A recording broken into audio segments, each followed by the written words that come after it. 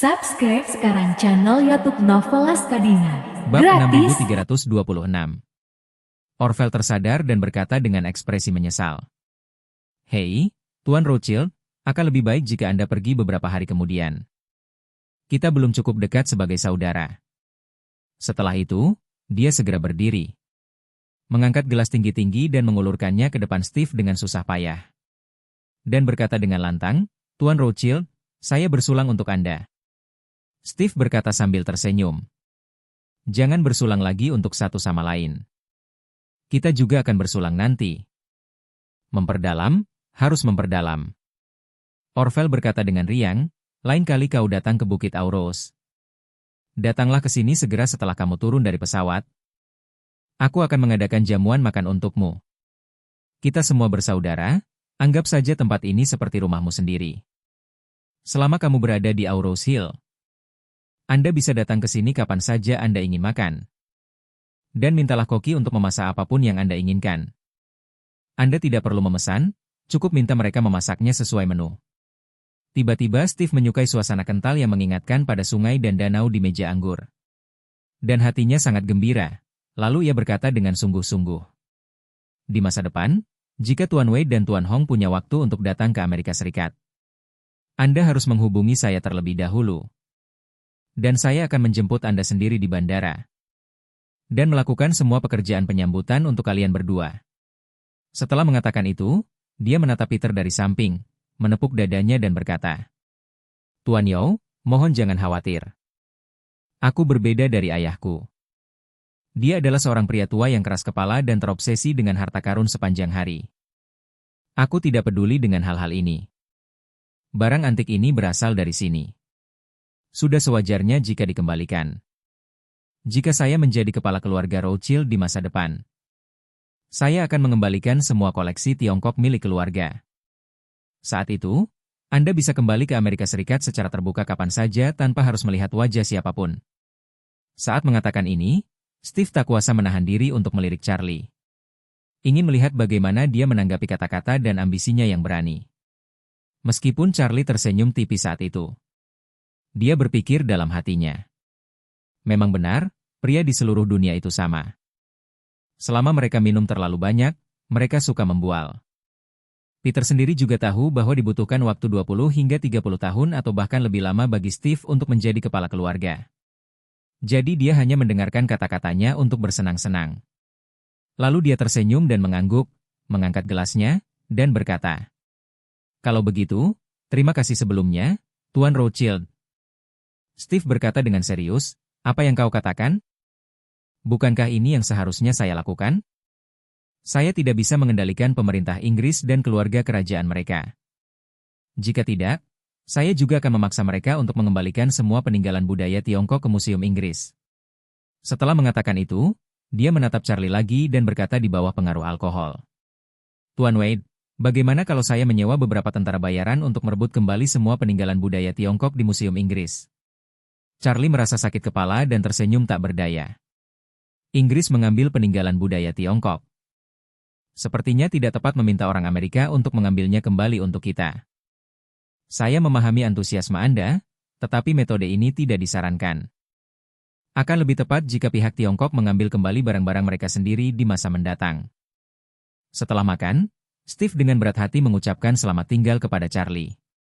Lalu memulai perjalanannya kembali ke Amerika Serikat. Charlie menyuruh Peter kembali ke jalan barang antik. Lalu memerintahkan Orvel untuk menempatkan seorang penjaga rahasia di jalan barang antik untuk mengawasi toko Peter setiap saat agar tidak ada yang membuat masalah baginya. Setelah itu, dia menelepon Helena untuk memastikan waktu keberangkatan ke Eropa Utara. Melalui telepon, Helena memberitahu Charlie bahwa menurut perkiraan tim AI, seluruh model akan diuji secara resmi untuk pengoperasian komprehensif besok pagi. Karena seluruh model tersebut disalin dari model Silicon Valley mereka. Uji operasional tidak akan memakan waktu terlalu lama. Diperlukan waktu sekitar 2 hari untuk menyelesaikan semua detailnya. Dan barang tersebut dapat dikirimkan secara resmi dalam waktu 3 hari. Sebagai pihak A, Helena akan secara pribadi menghadiri upacara persalinan yang tidak ada ini dalam 3 hari mendatang. Dan Simon juga akan diam-diam pergi ke lokasi kejadian sebagai perwakilan dari Partai B. Helena tahu bahwa Charlie pasti akan datang ke Eropa Utara secara langsung. Jadi setelah melaporkan pengaturan waktu yang spesifik, dia tidak bisa menahan diri untuk tidak bertanya kepadanya melalui telepon. Tuan Wade, apakah Anda akan hadir secara langsung dalam upacara penyerahan bayi ini? Charlie tersenyum dan berkata, aku tidak akan menghadiri upacara kelahiran. Anda bisa langsung terhubung dengan Simon. Di masa depan, kita masing-masing akan terhubung dengan satu orang dari ayah dan anak Rothschild. Kamu akan terhubung dengan Simon dan saya akan terhubung dengan Steve. Setelah itu, Charlie berkata, tapi aku akan membawa ramuan Simon terlebih dahulu. Jika tidak ada pengaturan lain, saya juga bisa bergabung dengan tim teknis penerima untuk menyaksikan langsung di tempat. Helena bertanya dengan tergesa-gesa, Tuan Wade, kapan tim teknis Anda akan tiba? Charlie menjawab, saya dan seorang teman akan berangkat dari Auros Hill lusa pagi. Teman yang bepergian bersama kita memiliki status khusus. Saat memasuki negara ini, kami membutuhkan bantuan Anda untuk menyambut petugas bea cukai. Tim teknis akan datang dari Amerika Serikat, dan aku akan menemui mereka di Eropa Utara. Helena berkata dengan sedikit antusias. Baik, Tuan Wade, saya akan membuat pengaturan terlebih dahulu dan menjemput Anda di bandara lebih awal. Bab 6327. Charlie tersenyum dan berkata, statusmu sekarang sensitif. Jadi, jangan pergi ke tempat-tempat seperti bandara dengan sembarangan. Anda bisa mengatur kendaraan kerajaan untuk menjemput kami dari bandara. Helena berkata dengan hormat. Baik, Tuan Wade, semuanya akan sesuai dengan instruksi Anda. Maria mendapat bantuan dari putra angkatnya, Eden. Jadi dia bisa meninggalkan negara itu tanpa meninggalkan catatan apapun. Charlie sebenarnya tidak memiliki kemampuan ini sebelumnya. Namun kini ia dapat dianggap mengikuti jejak Maria. Asalkan Helena meminta bea cukai negara tersebut untuk membebaskan kedua orang itu dari prosedur masuk normal. Kedua orang tersebut tidak akan meninggalkan catatan resmi apapun saat mereka pergi ke Eropa Utara kali ini. Selain tidak meninggalkan catatan masuk dan keluar, Charlie juga berencana untuk tinggal di Eropa Utara beberapa hari lagi kali ini. Karena begitu model AI diaktifkan, analisis lokasi Warriors dan dari perusahaan-perusahaan di seluruh dunia akan dimulai. Jika hasilnya dapat diperoleh dengan cepat, dia mungkin langsung mengikuti petunjuk dari analisis AI untuk melakukan penyelidikan. Dan dia mungkin tidak bisa kembali dalam waktu singkat. Oleh karena itu, demi keluarganya, Charlie tidak ingin mereka tahu bahwa dia akan pergi ke luar negeri kali ini. Di sisi lain, ia juga ingin memberi mereka kesempatan untuk melakukan pencegahan. Mengatakan bahwa dia mungkin akan pergi dalam waktu yang lama kali ini. Oleh karena itu, agar semuanya tampak lebih nyata, Charlie meminta Orville untuk memeragakan sebuah drama untuknya. Malam itu, keluarga Charlie baru saja selesai makan malam dan duduk di sofa di ruang tamu untuk menonton TV. Sejak Jacob kembali bekerja di Asosiasi Kaligrafi dan Lukisan, kondisi mentalnya sudah pulih banyak. Dan senyumnya perlahan kembali. Meskipun ia kehilangan posisi wakil presiden eksekutif, bisa kembali adalah hasil yang sangat memuaskan bagi Jacob. Saat itu, Jacob sedang membuat tes sementara sebuah program berita sedang ditayangkan di TV. Setelah pembawa acara pria selesai menyampaikan sebuah berita, pembawa acara wanita di sebelahnya berkata, pagi ini, para pemimpin kota kami mengorganisir departemen terkait untuk mengadakan pertemuan khusus guna secara aktif mengimplementasikan berbagai dukungan untuk pembangunan pabrik super canggih otomobil di kota ini.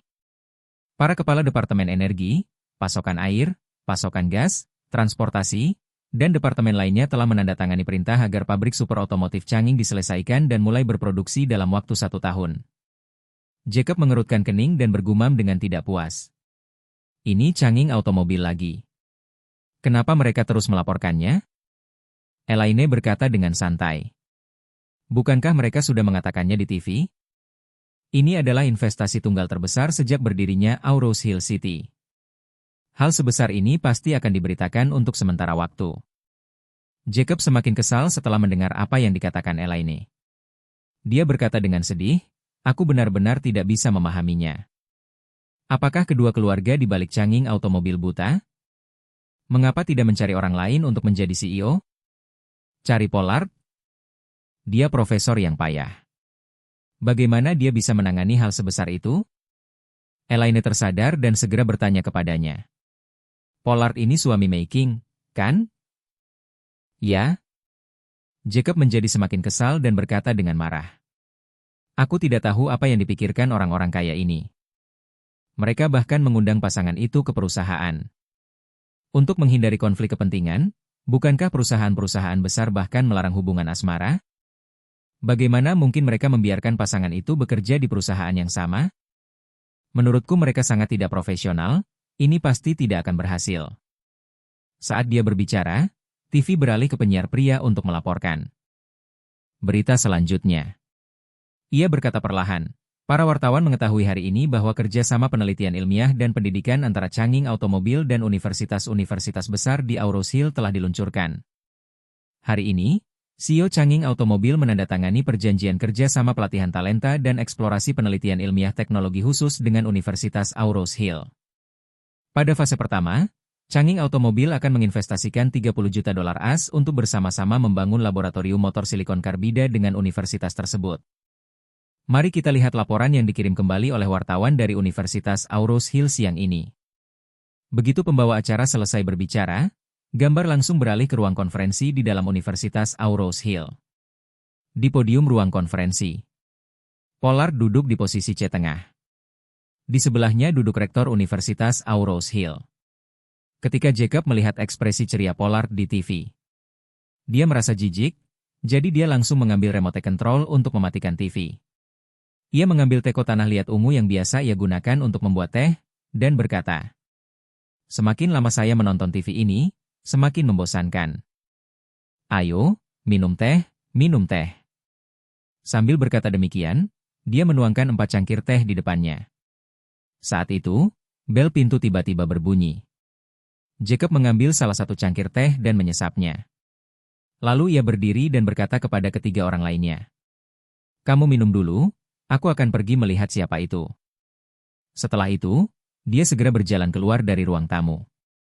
Baru-baru ini, meskipun Jacob secara keseluruhan dalam suasana hati yang baik, dia tidak bisa membaca berita apapun yang berkaitan dengan Pollard. Dalam alam bawah sadarnya, ia dikalahkan oleh Pollard. Dan dia dikalahkan dengan telak olehnya. Kini ia bahkan kehilangan jabatannya sebagai wakil presiden eksekutif Asosiasi Kaligrafi dan Lukisan. Namun, ia kemudian menjadi CEO Changing Automobil. Ini seperti dia terjatuh secara tidak sengaja di tengah jalan mendaki bukit sebelum mencapai puncak lereng tanah kecil itu. Saat Pollard berdiri tepat di puncak Gunung Everest dengan sebuah petir menyambar. Perbedaan itu sungguh sangat besar. Bab 6328. Ketika Yakub yang sedih tiba di gerbang, dia tak kuasa menahan diri untuk tidak mengumpat. "Sialan, tunggu saja sampai Changing Automobil bangkrut. Dan lihat bagaimana aku menertawaimu. Aku akan membeli 100 petasan dan menyalakannya di gerbang Changing Automobil." Sambil berkata demikian, ia datang ke gerbang. Saya melihat rekaman kamera pengawasan. Dan ia terkejut mendapati bahwa yang berdiri di depan pintunya adalah Orvel. Karena kewalahan, dia segera membuka pintu dan berjalan keluar halaman. Dia tak sabar untuk membuka gerbang besi itu. Menatap Orvel di luar pintu, lalu berkata dengan nada menyanjung, "Hei, guru, ada apa Anda kemari? Kamu ingin pulang? Kenapa tidak meneleponku dulu?" Orvel tersenyum dan bertanya dengan hati-hati, "Tuan Wilson, apakah Tuan Wade ada di rumah? Aku punya sesuatu yang ingin kubicarakan dengannya." "Dia di rumah, di rumah." Jacob berkata sambil tersenyum. "Kami baru saja selesai makan malam, Charlie sedang minum teh sekarang, masuklah." Setelah itu, dia mengundang Orvel masuk.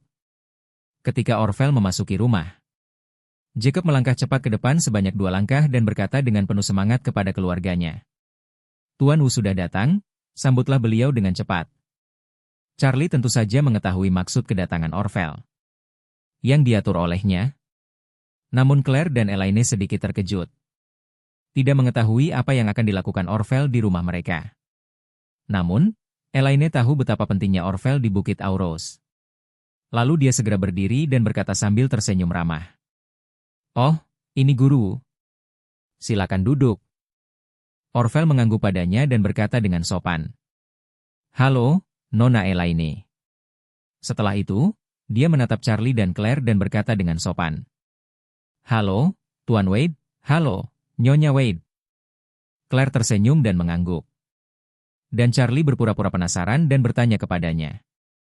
Ada apa dengan Tuan Hong? Orvel buru-buru berkata, Tuan Wade, saya datang ke sini untuk meminta bantuan mendesak, Anda harus setuju. Ketika Jacob mendengar ini, dia tahu bahwa Orvel memiliki sesuatu untuk ditanyakan kepada Charlie.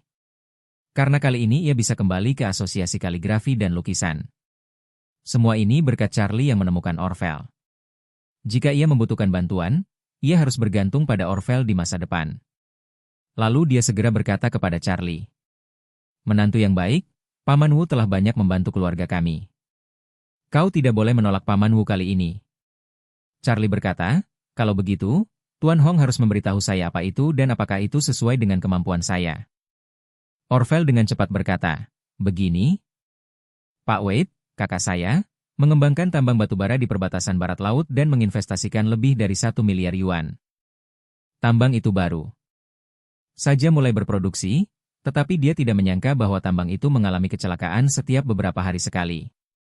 Hari ini terowongannya banjir, besok terjadi tanah longsor. Dan bahkan terjadi kebocoran gas. Untungnya, hal itu ditemukan tepat waktu. Jika tidak, konsekuensinya akan sangat buruk. Pada saat itu, Orvel menatap Charlie dan berkata, Tuan Wade, kakak saya menduga ada beberapa masalah dengan Feng Shui di tambang ini. Hal itu sangat penting, jadi dia meminta saya untuk meminta seorang ahli Feng Shui untuk memeriksanya. Kupikir kaulah orang yang paling mengerti Feng Shui di sekitarku. Jadi aku bergegas meminta bantuanmu. Ketika Claire mendengar ini, tanpa sadar dia berkata, itu terlalu berbahaya. Kecelakaan bisa terjadi sepanjang hari.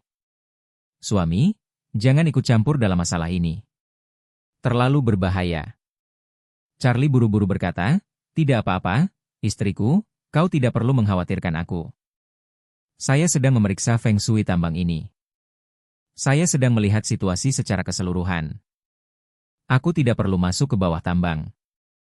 Orvel juga menimpali, ya, Nyonya Wade, tambang kakak laki-laki saya berada di antara pegunungan dan punggung bukit. Saya rasa ini mungkin titik penting perburuan naga. Feng Shui-nya tidak dilakukan dengan baik, mari kita lihat apakah Guru Wade bisa mematahkannya.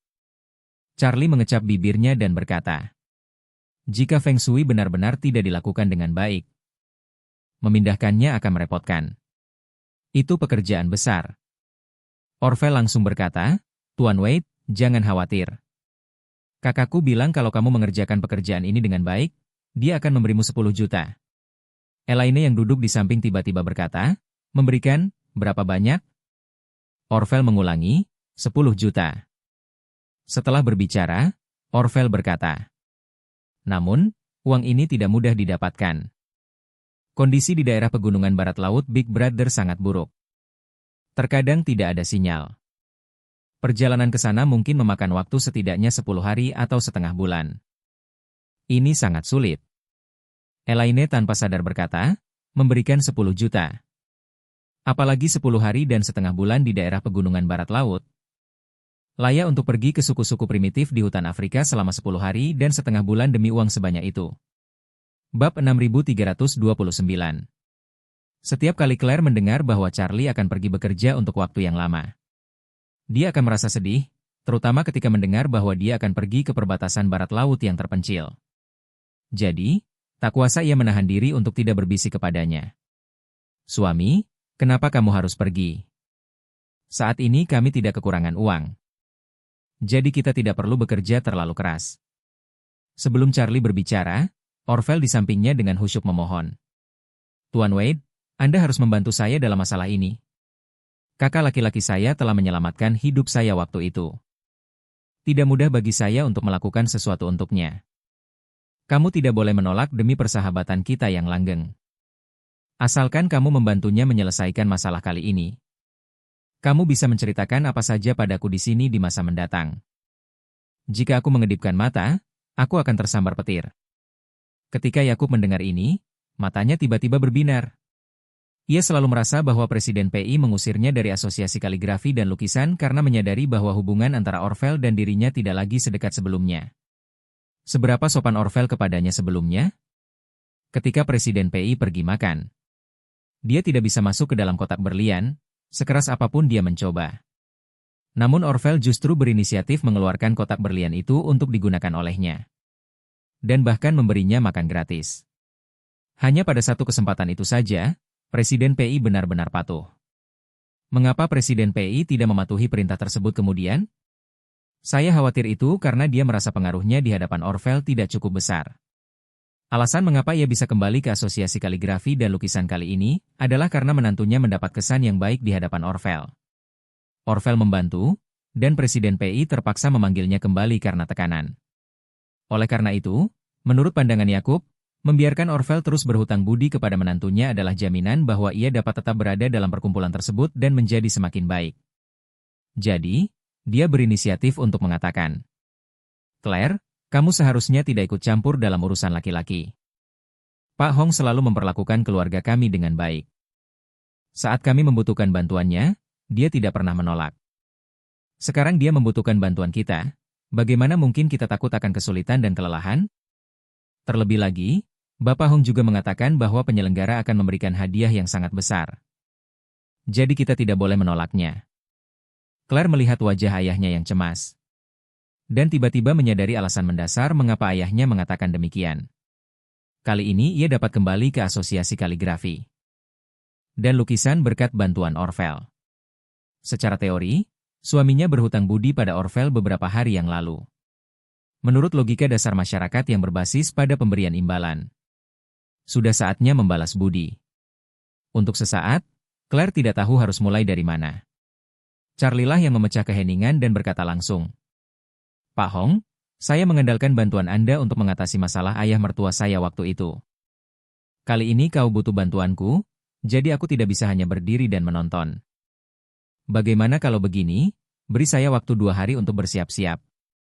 Dan aku akan pergi ke sana dalam 2 hari. Orvel berkata dengan gembira, "Itu hebat, Tuan Wade. Saya merasa sangat lega dengan kata-kata Anda. Tidak ada masalah Feng Shui di dunia ini yang tidak bisa diselesaikan oleh Guru Wade. Aku akan menelepon saudaraku malam ini dan memberitahunya kabar baik." Charlie mengangguk dan berkata, "Karena saya sudah setuju untuk pergi. Tentu saja saya akan melakukan yang terbaik untuk menyelesaikan segala sesuatunya." Orvel tampak seperti telah mendapatkan apa yang diinginkannya. Lalu dia berdiri dan berkata dengan penuh rasa terima kasih. "Terima kasih banyak, Tuan Wade. Aku tak akan mengganggumu lagi di jam selarut ini. Selamat tinggal." "Terima kasih banyak." Yakub berkata dengan tergesa-gesa. "Hei, Tuan Hong, bagaimana kalau kita minum teh bersama sebelum Anda pergi? Akhirnya kau datang ke rumahku, kau tidak bisa pergi begitu saja tanpa minum teh." Orvel buru-buru berkata, "Tidak, tidak, maaf mengganggu Anda larut malam seperti ini." Jacob memiliki ide-idenya sendiri pada saat itu. Lalu dia menarik lengan baju Orvel dengan satu tangan dan dengan cepat mengeluarkan cangkir teh dengan tangan lainnya. Meskipun tehnya agak dingin, dia tetap menuangkan secangkir untuknya dan memberikannya. Lalu dengan cepat mengambil cangkir tehnya sendiri. Sambil membebaskan satu tangannya, ia mengeluarkan ponselnya dari saku. Membukanya dengan satu tangan dan menyalakan kamera. Dengan serangkaian gerakan halus, kamera telah mengaktifkan mode selfie. Kemudian, sambil memegang cangkir teh di tangan satunya, dia berkata kepada Orvel, "Ayo, Guru, mari kita bersulang. Aku akan mengambil foto sebagai kenangan." Orvel tentu saja mengetahui pikirannya. Namun bagaimanapun juga, dia adalah ayah mertua Charlie. Jadi, dia hanya bisa mengangguk dan beradu cangkir dengan Jacob. Agar dia tetap dihormati. Dia meletakkan tangan satunya di bahunya dan tersenyum ke arah kamera. Klik. Jacob mengabadikan momen ketika dia dan Orvel saling membenturkan cangkir dan tersenyum. Foto itu menunjukkan mereka bergandengan tangan, bersulang dan bertukar cangkir. Dan itu tampak seperti pertemuan dua teman lama yang memiliki hubungan dekat. Lalu, Jacob menyimpan ponselnya dengan puas, dan berkata kepada Orvel, "Tuan Wu, silakan sering datang ke rumah saya jika Anda tidak ada kegiatan. Saya punya banyak teh dan anggur berkualitas di sini." Oke, saya akan sering datang di masa mendatang." Orvel mengangguk dan langsung setuju. Lalu ia meletakkan cangkir teh itu dan berkata kepada semua orang, "Baiklah semuanya, Saya tidak akan mengganggu kalian lagi. Bab 6330. Yakub buru-buru berkata, "Ayo, Tuan Wu, saya akan mengantar Anda keluar." Jacob menyuruh Orvel pergi ke pintu. Setelah Orvel pergi, dia berbalik ke halaman rumahnya dan tidak terburu-buru masuk. Sebaliknya, dia dengan cepat mengambil ponselnya, membuka WeChat, dan mengedit daftar teman-temannya. Dia memilih foto yang diambilnya bersama Orvel. Lalu mengedit sebuah paragraf teks. "Sungguh menyenangkan bisa kedatangan teman ke rumahku untuk minum teh dan mengobrol." Kemudian, dia menekan tombol kirim. Saat itu, Presiden PI sedang mengeluh kepada istrinya di rumah. Setelah perilakunya yang merugikan diri sendiri bersama Jacob, jalannya menuju kesuksesan benar-benar terhalang. Karena hal ini, dia selalu menyimpan dendam terhadap istrinya yang memberinya nasihat. Meskipun istrinya kemudian memperbaiki kesalahannya dengan memperbaiki kandang setelah domba-domba hilang. Dilihat dari hasilnya, kesalahan tentu saja lebih besar daripada kelebihannya. Oleh karena itu, Presiden PI hampir setiap hari mengeluh kepada istrinya untuk meredakan depresi dan ketidakbahagiaannya. Istrinya juga tahu bahwa sejak awal ia telah memberikan ide yang buruk kepadanya. Hal itu menyebabkan kerugian yang tidak dapat diperbaiki, sehingga setiap kali Presiden PI mengeluh, dia hanya bisa menanggungnya dalam diam. Ketua PI terus bergumam tentang masa lalu sambil dengan santai menggulirkan momensnya. Tiba-tiba, dia melihat unggahan moments yang baru saja diposting oleh Jacob. Ketika dia melihat bahwa Orvel benar-benar pergi ke rumah Jacob dan berfoto dengannya, dia langsung menjadi marah. Dia melempar ponselnya ke meja kopi, menunjuk istrinya, dan mulai memarahinya. "Dasar perempuan boros, kau selalu bilang bahwa Yakub tidak berguna dan Orvel tidak peduli apakah dia hidup atau mati. Lihat dirimu sekarang." Orvel berinisiatif pergi ke rumah Jacob untuk minum teh. Mereka berdua sangat dekat, seolah-olah mereka lahir dari ibu yang sama. "Kamu benar-benar buta." Sang istri tentu saja merasa kesal ketika tiba-tiba dimarahi. Namun, dia tidak keberatan.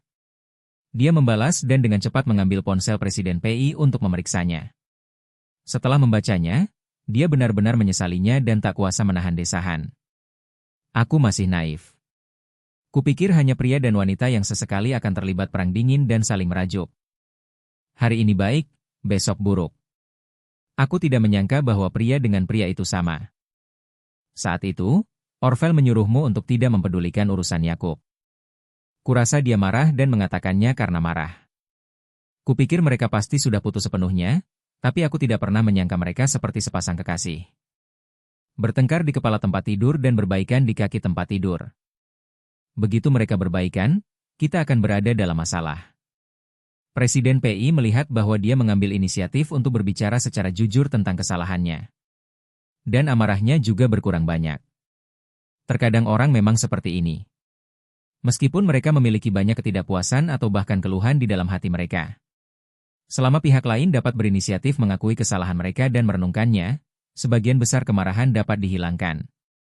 Tipe orang yang tahu bahwa mereka telah melakukan kesalahan tetapi tetap keras kepala. Mereka mengatakan bahwa mereka tidak salah, lalu mengapa mereka salah? Orang lainlah yang salah, dan dunia inilah yang salah. Begitu Anda menemui hal semacam ini, percikan api akan berubah menjadi letusan gunung berapi. Presiden PI, yang sudah tenang, menatap istrinya dan berkata dengan serius, "Anda benar. Kami telah disesatkan oleh asumsi ini pada saat itu. Kami semua berpikir begitu karena Tuan Orvel sedang marah. Kita tidak perlu bekerja keras untuk melindungi Jacob. Tapi kita mengabaikan fakta bahwa kemarahannya hanya sementara. Bahkan, meskipun Tuan Orvel tidak puas dengan Jacob pada saat itu, aku akan tetap berusaha sebaik mungkin untuk melindungi Jacob. Sekarang, selain rasa terima kasih yang pantas saya terima, Jacob dan Guru Orvel akan memandang saya dengan lebih hormat." Sang istri mengangguk dan menghela napas, sudah seperti ini sejak zaman dahulu kala. Menambahkan lapisan gula pada kue itu mudah, tetapi mengirim arang ke tengah salju itu jarang. Kita telah belajar dari pengalaman kali ini. Di masa depan, kita harus berusaha sebaik mungkin untuk memenangkan hati Jacob. Ketulusan dapat memindahkan gunung dan membuka cakrawala baru. Cepat atau lambat, dia akan melepaskan keterasingannya terhadap kita. Saat itu, mungkin dia bisa meminta bantuan Guru Orvel untuk membantumu naik ke level berikutnya. Anda benar. Presiden PI mengangguk dengan berat dan berkata dengan serius. Apakah aku bisa naik ke level selanjutnya sepenuhnya bergantung pada Jacob? Pada saat yang sama, Thomson. Claire tahu bahwa karena Charlie menyetujui permintaan Orville, itu berarti dia akan pergi dari rumah setidaknya selama 10 hari atau setengah bulan. Lalu dia berkata kepadanya, "Suami, ayo kita berbelanja besok. Aku akan membelikanmu baju baru. Di sini sudah sangat dingin, dan mungkin di wilayah barat laut bahkan lebih dingin lagi. Aku harus membelikanmu 2 jaket tebal berbahan bulu angsa." Charlie tersenyum dan berkata, "Istriku tersayang, kau tidak perlu membelikanku pakaian tebal. Saat saya sampai di sana, saya akan memakai jaket pelindung kerja berwarna hijau. Pasti ada banyak sekali di tambang mereka. Tidak peduli dari negara mana jaket bulu angsa diimpor, jaket tersebut tidak akan sehangat dan sekuat jaket yang dibuat khusus untuk negara tersebut." Claire berkata, "Saat Anda pergi ke pegunungan untuk membaca Feng Shui bagi orang lain, Anda tidak bisa menghindari mendaki gunung dan menyeberangi air. Tempat itu sudah sangat dingin, dan akan lebih dingin lagi di gunung. Dan semakin sering hal ini terjadi, semakin ringan pula perlengkapan yang Anda kenakan." Charlie melambaikan tangannya, "Istriku, kau bisa mengontrol kebugaran fisikku. Jangan khawatir, kamu tidak akan terlalu lelah sampai kedinginan. Lagi pula, aku harus menyiapkan beberapa hal untuk Feng Shui besok. Lagi pula, aku akan berangkat lusa, dan aku takut sudah terlambat untuk berbelanja pakaian." Claire berkata, "Tidak masalah, kamu lakukan saja urusanmu, aku akan membelikannya untukmu." Jacob, yang berdiri di samping, merasa senang melihat lingkaran pertemanannya disukai oleh banyak teman. Melihat bahwa Presiden PI tidak hanya menyukai unggahannya tetapi juga mengirimkan lebih dari selusin ekspresi jempol. Ia bahkan lebih gembira di dalam hatinya, dan dengan cepat mengulangi perkataan Claire dan berkata kepada Charlie, "Benar sekali, menantu yang baik, lakukan saja apa yang ingin kamu lakukan, biarkan Claire membelikannya untukmu." Seperti yang dia katakan, dia mengatakannya dengan penuh emosi. "Menantu yang baik, sepertinya Tuan Orville masih menghormatimu. Jika Anda memiliki hubungan baik dengan Master Orville, peluang saya untuk kembali menduduki posisi wakil presiden eksekutif di masa mendatang akan jauh lebih besar. Karir ayah bergantung padamu."